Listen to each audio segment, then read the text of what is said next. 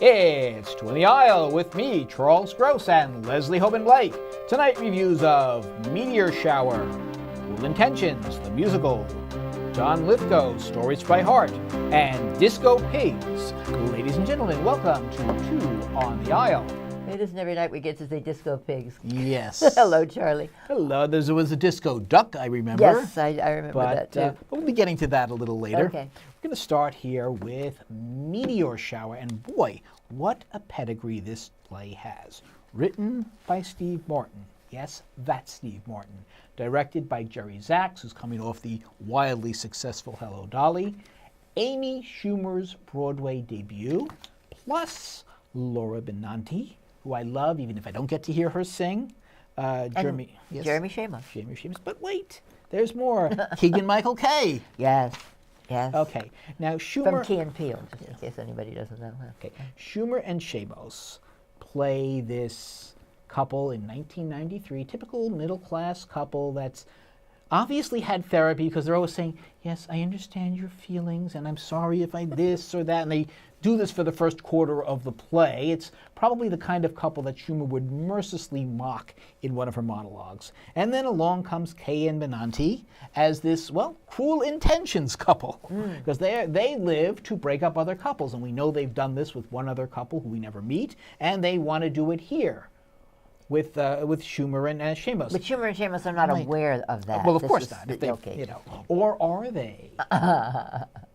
And do they succeed? Maybe, because this play kind of time warps into an absurdist where we see two very different scenarios. Yes, and they're side by they're one right after the other, and then you sort of go, what? Wait, what's going on exactly. here? And, exactly. But it's so well done, and Laura Benanti just walks off with the show. I mean, because of just being Laura Benanti. I mean, she comes on stage and she's in a little dress and she wriggles a little bit and you sort of go, whoa, and you're off, to Laura Benanti. And she's straight, ladies and gentlemen. Oh, yes. No, she just, we both have a thing for Laura Benanti. We can't help it. I've seen her in so many things. Most recently, She Loves Me, which she was amazing in. But I saw her announce the drama desk, and just lifting her arm, she can get a laugh. She is the person who could read the phone book on stage. Someday someone will make a fortune just putting her on stage with a phone book, assuming you can actually find a phone book these days. Yes, be that as it may. But the Meteor Shower... Amy Schumer. Amy Schumer, Did you like her? Oh, yes, I did, because, I'm a big fan of Amy Schumer's, and she plays all kinds of characters on television. And she settled on the most seemingly normal character that she could play. She wasn't playing a comedic character. No. Jeremy Shamos never tries for funny lines. Right. He becomes one of the funniest people in it as a result. Well, he has an up close and personal experience with a meteor, and we'll leave it at very that. Up and close, yes. But Schumer, I don't know.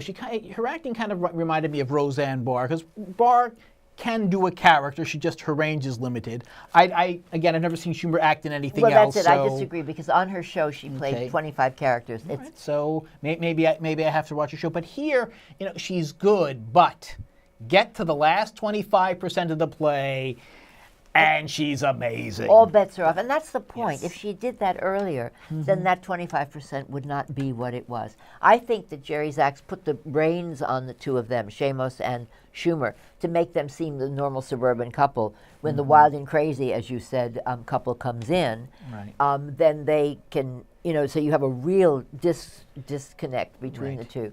Right. And then all hell breaks loose. Yes, it does. And that's, literally. And that's the payoff for the play. Because, most of the evening, all right, it's good. You do feel sorry for, Schumer and Shamos, and then wham! It's interesting. Keegan-Michael Key has just came off doing Hamlet down at the Public. Now, I couldn't get a ticket. I couldn't get one. I couldn't buy one. There was no way to get in to see it. But imagine that this man just played Hamlet, and he's such a great comedian. He overplays this, and it's perfect. I think you said we were talking about this earlier. You said he's the devil. Perfect. I think that's what we're supposed to think. And I guess that makes Benani Lady Lola. Oh, yes. Yes, very good. Damn Yankees, ladies and gentlemen. Yankees, yes. Lola. Yes. I would She'd be a very good Lola, She would by be the way. wonderful as Lola. Yeah. Has she never done it? Not that I'm aware of. Maybe it's encores or something? Not- I don't not know. that- no, I'm not- not aware not of that it I'm either. aware But of. okay, Laura, we've just given you an idea. Here's your next role, Laura. That's right. All So what right. did you think in terms of... I would give this 3 3/4 playbills. I would give it, I'm going to do this. I do this several times. I have to separate it out. I don't think the play was as good as the players in this particular case.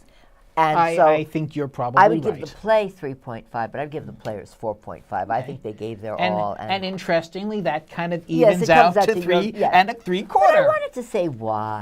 That was what Okay. I wanted to do. I wanted All right. mine to be, and it's gone. So I It's can't coming find back. it. Don't worry. So I'm going to talk about the other Cruel Intentions piece tonight called Cruel Intentions. Thank you. the musical. The musical, and it's based on a 1990s movie that starred Sarah Michelle Gellar Sarah from Michelle Buffy. Gellar, thank you. And this is a bunch of young people. It's down at a theater called Poisson Rouge, which is not really a theater; it's a music venue. And It was the Village Gate. it was the Village Gate, right? Famous the And- Village Gate. yeah, and it was the Village Gate until not that long ago. I mean, within the last 10 years, this whole thing has changed over. Because Poisson Rouge was uptown before. But anyway, so this is a bunch of very Now, talented young people. what is the movie itself based Okay, on? well, the movie itself is based on, thank you, it's based on Les Liaisons Dangereuses. So where you had Madame Mertroy and Valmont, you now have Valmont again, and you have, her name is Catherine, his name is Sebastian. Right. But at one point they say Valmont, so that's his last name. And they are step-siblings.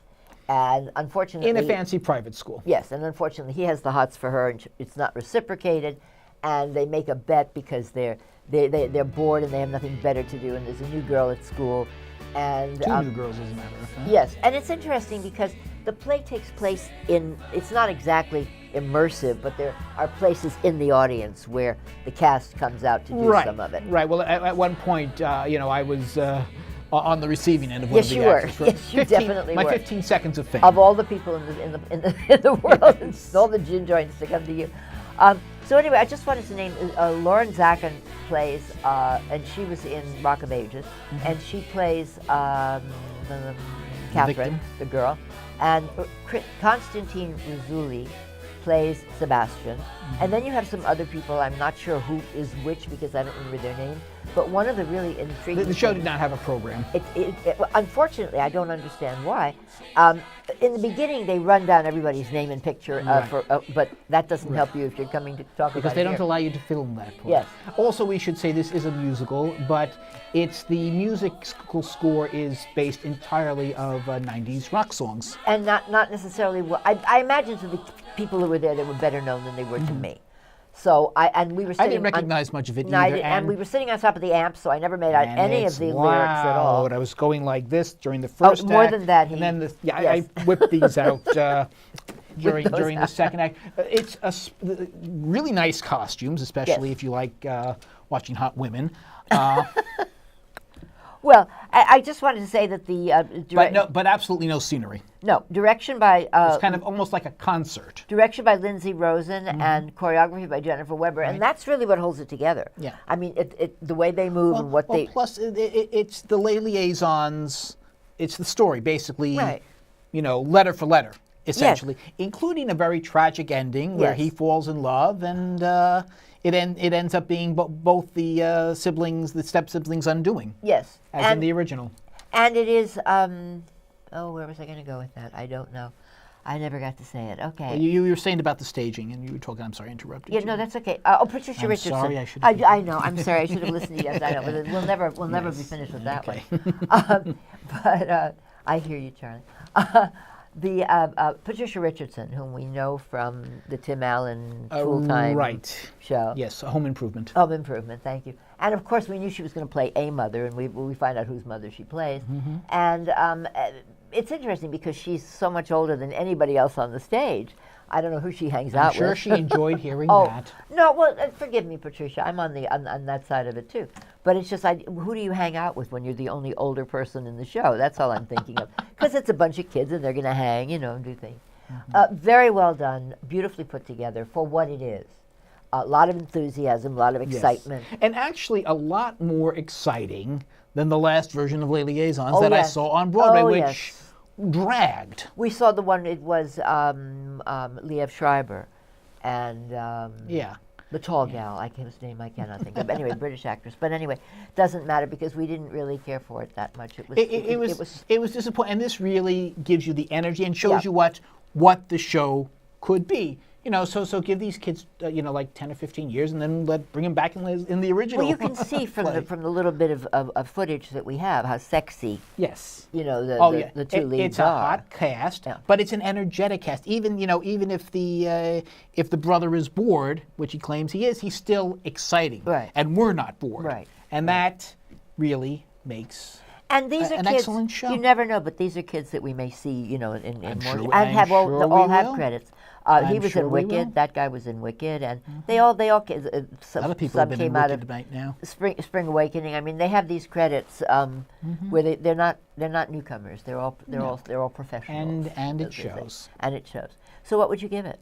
I would probably give this 3.5. Or maybe for what it is, a bit more. I might bump it up. For what it is, I might bump it up to 4. I mean, it's, you're talking. I wasn't impressed with the songs that they used. Yeah, that lost me too, and that's a big part of it. Yeah. So as a musical, I can't, praise it that much, but as an experience. Yes. And as a staging of Les Liaisons, I did like it, and I had tater a tots good were evening. very good. So. Yeah. I'm gonna go with I'll 3.75. I'm right. gonna do one of those that you did before. That sounds good. But excellent cast, and I would look for some of these young people in the future. Yes, as would I. Okay. As would Thank I. you. And so, Next we come to John Lithgow. John Lithgow is one of the best known actors, certainly. Third Rock from the Sun, but going all the way back to movies such as Footloose and World According to the original M. Butterfly. The original M. Butterfly, that's right. And so he's had both his share of comic and dramatic roles, and here he gives us a shot of each.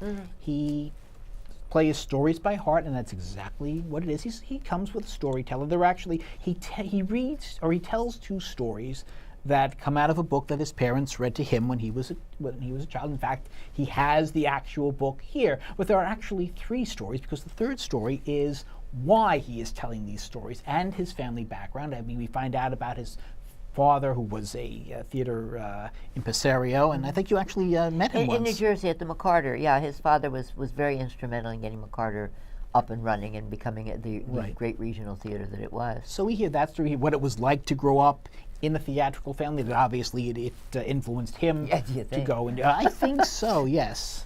So the first story, which I... Well, could I just say okay, one yes. thing, though? The thing is that when he was a little boy, his father read the stories to Right, him. well, Now he was reading the stories to his father as an older man who that- was right. declining and who didn't always know what was going on. And he would laugh or not at the things so that John knew that he was reaching him. So that was what was important. Sorry, go ahead. Yeah, that's all right. That's all right.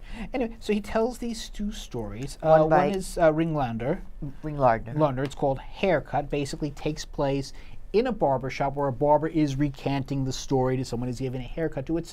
It's interestingly a dramatic story, and you really start getting annoyed at the barber because he's talking about the town ne'er-do-well, who was really hurting a lot of people in the town, and he thinks it's such a hilarious tale. And then, It's kind of like, and then he fell over, and he laughs over things that are not funny. Pushed someone over. Right, is more yes, like right, it. And the second is a comedy. It's about this anti-Mame type uncle. It's a British story by P.G. Wodehouse, yeah. Right, Who who, did Bertie and Worcester. Who comes to town, who comes down from the country occasionally, and drags his poor nephew into these ridiculous situations. This one being they break into a house, they pretend to own it, they meddle in another family's affairs. And the interesting thing there is, I mean, in the first story, what's interesting is that as he's doing, Lithgow never stops. He's always doing the barber thing. He's shaving the guy, and he's cutting his hair, and he makes noises. It and does he's get annoying at stropping times. I know, and he's because it's showing off, but he's doing it. He stays in the character the whole time. But when he gets to the P.G. Wodehouse story, it's got 4 or 5 or 8 different British accents, and each one of the characters keeps his own British accent. Right. That, I think, is very, that's exceptional. Kind of like Jim Dale reading the Harry Potter stories, although I have to say Jim Dale does it better. He does 231 Something accents. He won an award for doing that. Yeah. Yes. But Lithgow, he's been doing this out of town at regional theaters. He was doing it Monday night at the Roundabout, and now they gave him a full slot. And the audience was with him, especially for the Woodhouse. There was laughter throughout that whole thing. Yes. Well, of the two experiences, those were the ones that I liked the best. So the Woodhouse was the one. The other one, I wanted to shoot the barber. Yeah, well, I think that's the point. You get to, then I got the point. And there's a moment. It's just a moment where there's something flickers across his face. Now that's not in the story.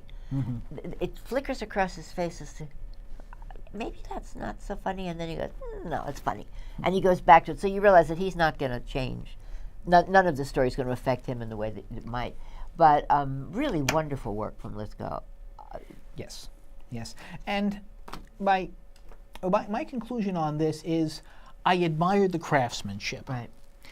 But judging strictly by how entertained was I would have to give this 3.5. Yeah, but you have to, even as a child, people are read to so they go to sleep. That's part of the reason for doing it. I stayed awake for this. Yeah, we all stayed awake for it, but there is a soporific quality to it. Even with the best performer, even it is one, it isn't one voice. In the second one, that's why it was so much more effective, because it wasn't just one voice. I actually read to my children until my youngest one was like 10. And when they were teenagers and explaining exactly that I could not do anything right as a parent, the one thing that they conceded was that was reading to them. Well, yeah, and the other thing is my dad did this too. In other words, the stories were much too old for children. These are adult stories, but they have things in them that are amusing and obviously you wind up with precocious kids, or you have precocious kids when you do that. Well, I don't know which comes first, but so what would you give it? Well, as I said, 3.5. Oh, we did that. Did I give mine? No, I don't think so. That's where I'm going. Sorry. Hello, everybody. But I again would separate this out. I think Lithgow did a wonderful job, and I would give 4. I would give even more for Lithgow. I might 4.5-ish, yeah, something like but that. But for the makeup of the evening, and it's Dan Sullivan directed it, so he's got a top-notch director. But there's only so much you can do within the thing. So I would give the first one a different grade than I would give the second one. I'd give the first one 3-ish, and I'd give the second one 4-ish, and I'd come back to 3.5, you see? Okay, yes. So there we go. But I want to explain why, that's all. Okay, well, and you did. And I did. And now we come to, this is one of the best ever programs that I've ever seen, the Playbill. And by the way, this is young and... actually, it's not a Playbill, it's a program. It's a program. It's not okay. Even, they don't use Playbills. So anyway, the young lady, whom you may or may not remember as Luna, this is Evanna Lynch. Evanna Lynch, thank you. Played Luna in Harry Potter. In Harry Potter, right. And you wouldn't know it. Anyway, she's a little bit of a thing, and her friend is a much taller guy. They're born on the same day. That's Colin Campbell. Yes, Colin Campbell. You see them born. They come through the curtain as being born, and they're talking all the time, and they're talking in a kind of a James Joycean, never-ending. And they're called? And they're called, well... Disco Pigs. Well, yes, but, they're not called Disco Pigs. Well, the play is called Disco Pig. He's called Pig, and she's called Runt. Okay. And they go to the disco. That's where the Disco Pigs come from. Got to go disco. And the way they become pigs is, as children, they eat almost as if it's at a trough. They get down on their hands and knees, and they talk about eating food, and the babbies. Babbies is the British word, the Irish word for babies. And the babbies are eating, and they're throwing food in the air and doing all sorts of things. So they act this out with no scenery, no anything. There's even, and it drove me crazy, there's a disco ball in the ceiling that they never use. They don't pull it down. They don't turn it around. They go to the disco. Why bother putting it up there? But that's another story. Anyway, it's the story of them from birth to the age of 17. Right. And it takes place in the 90s, just like... yes. But I don't think it matters because all of these little towns. In fact, 3 of the plays we've done tonight take place in the 90s. Yes, but we had another show that had a disco in it, the band's visit, and the idea is that every little town, anywhere outside of America, has a disco, and probably most little towns in America have a disco. It's something that people just do. It's a place to go and dance together, right? So they go to the disco, and I bet you that disco is still there. Is what I'm trying to say. In these little towns, they haven't got anything else to do, so that's where they go. But the point of the story is that they grow up to the point where they suddenly have a different interest. He's very interested in her. He thinks she's with him, and he will always be with him. And she's suddenly interested in the guy she sees at the disco, and it ruins everything. He is Well- a yabo. He is strong, and he is mindless, and he is violent. He comes off. This is Colin Campbell. Comes off as retarded at times. Wouldn't use to- the word to me. retarded. Well, mentally challenged, Yes, whatever you thank want you. to call Mentally it. challenged. Yes, I would call it mentally But challenged. I think retarded is actually more appropriate here. And the accents are so thick that, and their language manners. So it is very hard to follow the play. I actually was able to. Yeah. Because once we talked about it, I realized, oh yes, I did get it right, and I did understand Yes. what was happening. But you really have to pay attention, and it's not easy. No, I mean, you have to go It's like with when we the flow saw of it. Clockwork Orange a little earlier. Exactly. It's that kind of. It's that kind of made-up language too. They Right. make up their own words for things, and the idea that they call each other pig and runs. I mean, who would want? Those are not terms normally given. And you not to be and you must admire the acting here. I totally, looking at Evanna Lynch, you totally will not see Luna Lovegood anywhere near here. In Well, fact, there is a black I- and white picture inside, and you might yes, see her. yes, Of course, from- she's older now too, but when she was a Right. young girl, there. Well, if you- if I don't know, we can get. No, you can't really get a close up of Right. that. All right. Here I can see the resemblance, but even in her blurb, who's who, she really doesn't resemble that Well, she's character. gotten older. She was like 12 at the time, and now she's a Little young more woman. like 15. But all right. John Hayter, whom I've never heard of, is an Irish director. And by the way, and he directed. yes, he directed it. And the writer is Enda Walsh, which is a man's name, not a woman's name. And Enda Walsh is right now the most prolific Irish playwright going. He's a very contemporary Irish playwright. And this is at the Irish Rep. I don't know whether you mentioned that And I or not. don't think there's a scene that takes place in a bar, which must make you very happy. Well, but they do drink all the time. Okay, But well, but that's they're all kids, right, and well- that's what kids do. So no, there is no scene in a bar, only in a disco. Right. But again, there's this violence. There's this mindless violence. And by the way, because it takes place when it does, there's still the provost, the British are still there, occupying. And the Sinn Féin and whatnot are going on. So there's just a violent undercurrent to everything that's going on. And although we don't always understand that because we weren't No. there, but I'm sure that has another meaning or an extra meaning to, say, an Irish group watching this. I would imagine. I'm sure there's a lot. It's hard to keep track of because of their language and because of their accents and just the structure of the play. The specific play that we see, though, forgetting whatever the undercurrents might be, I found fascinating. I found it to be the most exciting piece of theater. I mean, it's only the middle of January, but I can't agree with you on that. in terms of this season, it's one of the top 10 plays that I've seen so far. I know we haven't seen everything that's coming up, and that may get shoved away from that. So you liked it better than SpongeBob? No, I won't say that. But I liked it as a serious piece rather than a musical. I was very taken with it, and I think it really goes for something that trying to get the ethos of a time and a place. And I think that's what it does. I would not leave that in. I certainly didn't.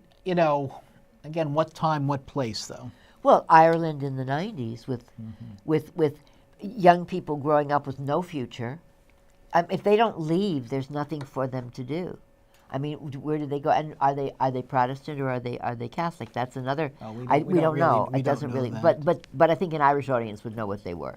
Okay. They talk about what part of town they're from, and that would tell automatically. I'll take And your there word. is a note from the writer. So if we from the director rather, if we wanted to. He calls it a story of unconditional love. I just found it really, really fascinating and a real peek into another culture, and I found it really. I'm going to give it a much higher score than you do, I'm sure. Okay. Should I go ahead and give it? Oh, go ahead. 4.5? Oh, yeah. Okay. You are definitely. Look, Yeah. I admire the performance.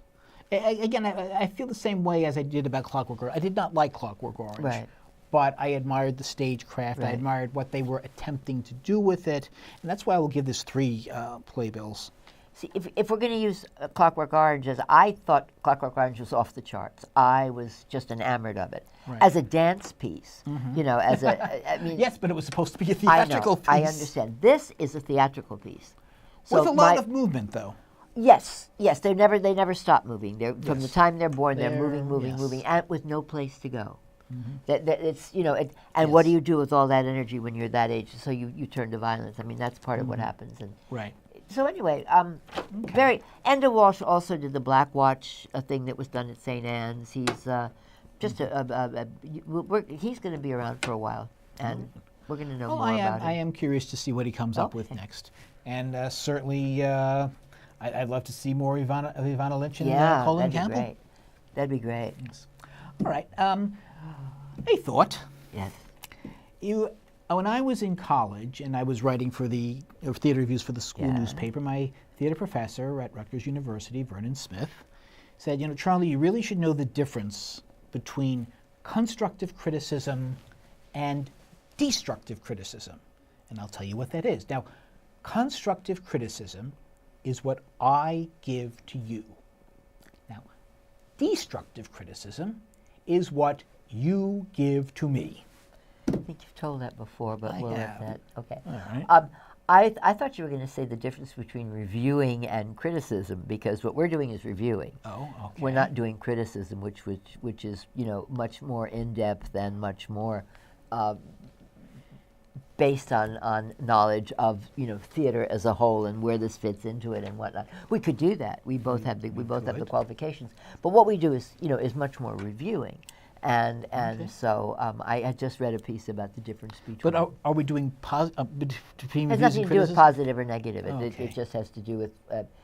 So are we doing constructive reviews or Since it's us, I guess we're doing constructive reviews. I think the same applies. Well, okay. No, I will say George Bernard Shaw, and I'm going to paraphrase wildly, said that no person who reviews has a right. He actually used the word Republican, but no person who reviews or is a critic has the right to destroy.